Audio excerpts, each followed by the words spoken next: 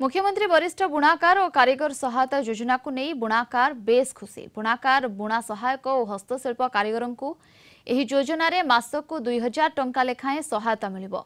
80 वर्षरु अधिक वयस्क होइथिले मासक 2500 टंका मिलिबो।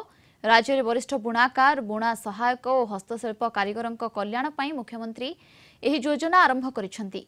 राज्य में 1,25,000 रु अधिक बुणाकार तथा बुणा कार्य नियोजित सहायक थिबा बेले 1.5 लाख रु अधिक हस्तशिल्प कारीगर अछंती।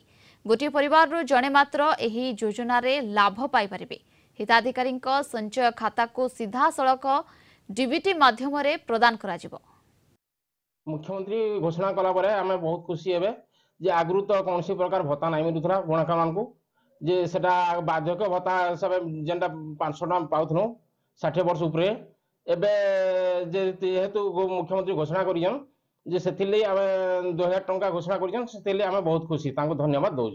एबे नवीन सरकार जो 2000 टंका घोषणा करिछन वृद्ध बुणाकार मान को देबार लागि किंतु सेटा बहुत बहुत हमको खुशी लागुछे आर सेटा आमे पाइले बहुत आमे खुशी हेबु। हमर परिवार सह आमे आपन को नवीन सरकार के कोटि कोटि धन्यवाद करूछु। आगु किसी सहायता नहीं थी। आगु भत्ता 60 वर्ष ऊपर दिन पाउले भत्ता 500 टका से अलग कथा। एबे तो किसी सहायता नहीं थी आगु किसी नहीं थी।